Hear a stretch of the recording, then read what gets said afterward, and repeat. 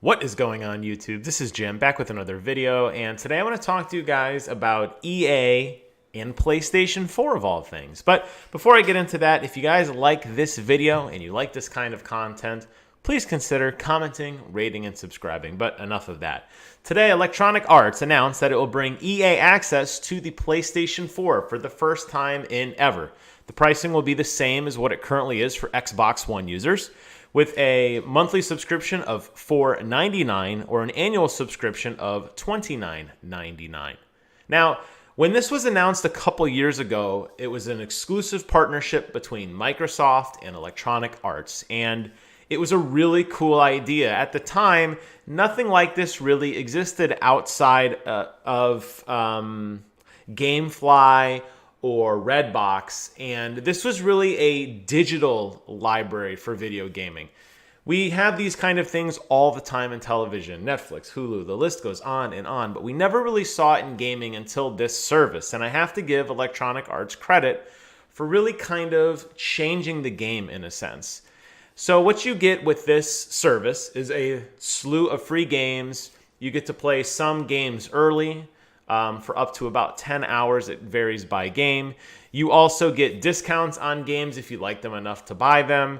And then you get access to this giant vault of a slew of old games and DLC. Now, I have Origin Access Premier on the computer, and it's a much more extensive service than the EA Access offered on consoles. It's also a little more expensive as well. I did a video on that, by the way, if you want to look into my backlogs of videos to see what I thought about that service. But spoiler, I liked it. But the fact that they're bringing this to PlayStation is really cool. So it's got most of the annualized sports games. You've got your Burnouts. You've got your old legacy games like Dead Space and Dragon Age. You've got the new Star Wars game. And then they hand choose what new content comes out.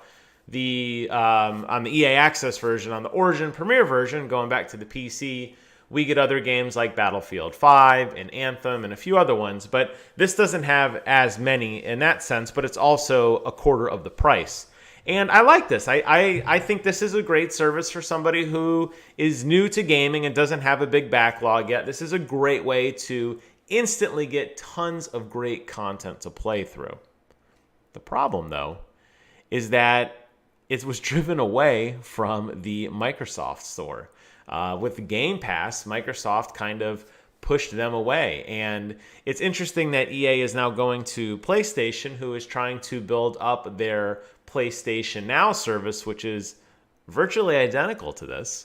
We're starting to see that trade space. We're starting to see a demarcation of what services go for what. And I really feel like in the future, I'm not saying brick and mortar is ever going to go away. Download is never going to go away. Owning a piece of content, a piece of media like I get in all my collector editions will not go away. But they want you to be a service. I mean, games as a service is a real thing. And game playing as a service is now a very real thing. So this is now available across both major consoles. And as much as I champion this, and I'm excited for it, and I do think it's a great value if you haven't played a lot of these games, I'm cautiously optimistic of the way the market is shaping up.